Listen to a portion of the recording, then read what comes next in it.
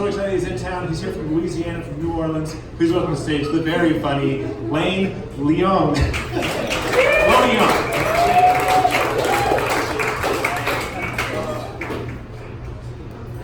I still play Pokemon Go.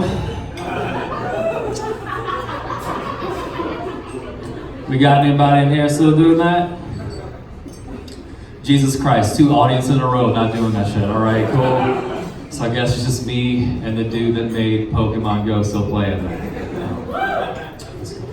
But yeah, so like I live in New Orleans and I was playing Pokemon Go the other day on Bourbon Street, and this dude came up to me and he was like, "Hey man, I got that coke and weed." And I was like, "I'm good." And he's like, "Anything you trying to catch tonight?" And I was like, "Pokemon." And he looked at me and he was like, "Pokemon, let me try and think who I know got that." Yeah. So, got to do some heroin that night. Good time. My grandma looks like Lou Reed. My grandma has been smoking cigarettes for over 50 years, and now she looks like the crunkled up version of Lou Reed. So it's true what they say, smoking cigarettes does make you look cool. My grandpa's an old Cajun man, so he is a shrimp with a hat.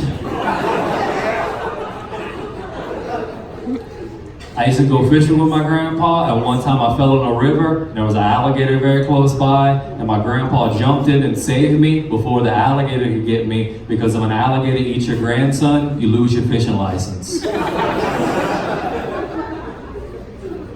One time, my grandma actually caught an alligator, and we knew it was a big deal because she put her cigarette down.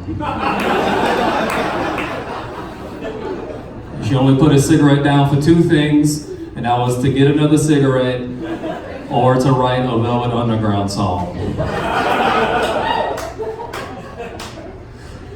One time my grandpa told me the only way to know if a possum's dead is to step on its head and pull its tail until it shits.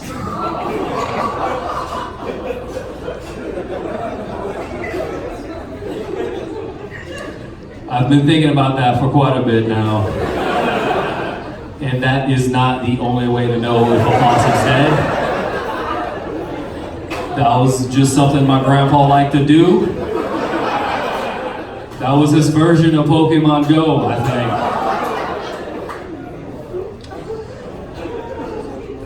The first time I ever learned about Jews, I was watching the Rugrats.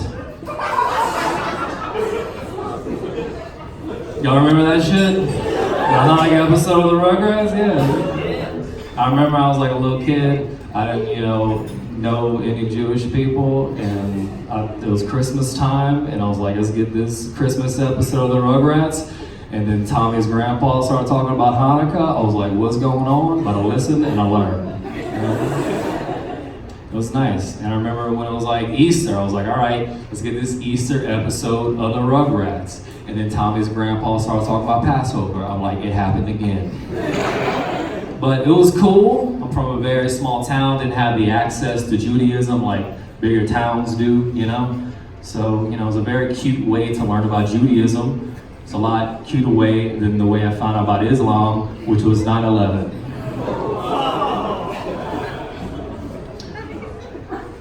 All I'm trying to say is maybe some opinions in the South would have been different if there had been a Ramadan episode of the Wild Thornberrys.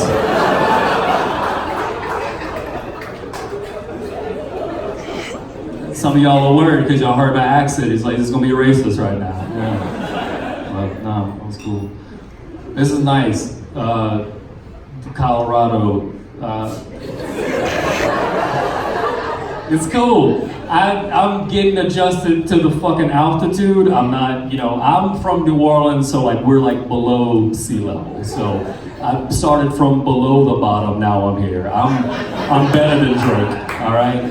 So it's good. Saw my first mountain the other day.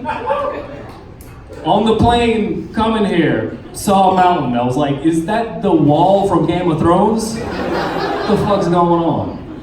And then my girlfriend explained to me that a mountain is like a levee that God made. So.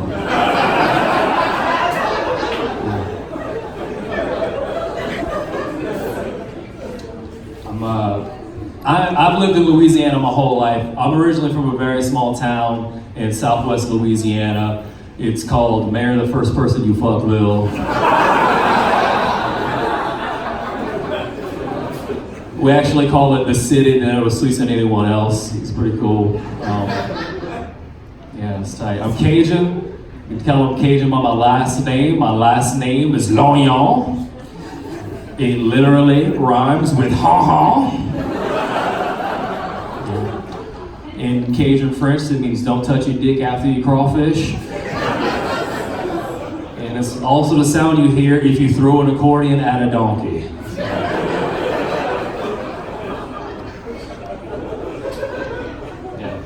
Yeah. Make some noise if you know what a Cajun is. Alright. Those of y'all that don't know what a Cajun is, it's basically a white person that gets interviewed after a hurricane. What it is. So we're white, but we're also, we got Cajun privilege too. Like Cajun privilege is like you can name your kid Armadillo, nobody's gonna tell you anything about it. It's like, I do like the culture. I've lived there my whole life and shit, but there's some things like I don't really like you can't say anything sexy in a Cajun accent. Like if you're not familiar with a Cajun accent, just imagine if somebody from Boston fucked a French pirate. And they had like this cross-eyed alligator farmer, and he learned how to speak English from a water-damaged speaking spell, all right? You can't say anything sexy in it, you know? Like I used to date a Cajun girl, and I was Cajun too, so we can like dirty talk to each other, you know? Like it'd just be like, yeah, babe, take down your pants and put your dick in my mouth, I'll be eating that pussy like a bag of cracklers right now, I'll be eating that shit, I'm gonna get it wrong, get it wrong.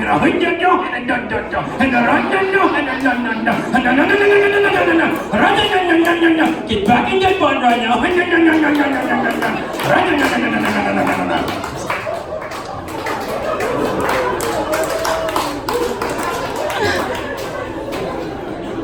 Yeah, so the grass looked really good after sex, I gotta say. I am dating a girl from the north now, from the south, so we have learned a few different things from each other. Like the main thing I've picked up from her is English, which is very nice. Yeah. I do speak a little fucked up sometimes, and you don't even have to like really hear me to know that I talk kind of fucked up sometimes. Like I used to work with this deaf dude, and he can like read lips like really good, and he told me that he couldn't understand what I was saying because the way that I moved my mouth was too weird. You guys ever been told you talk stupid by a deaf person? Didn't really feel good, so I broke all his fingers. I was like, you talk stupid now. You guys have been fun, thank you.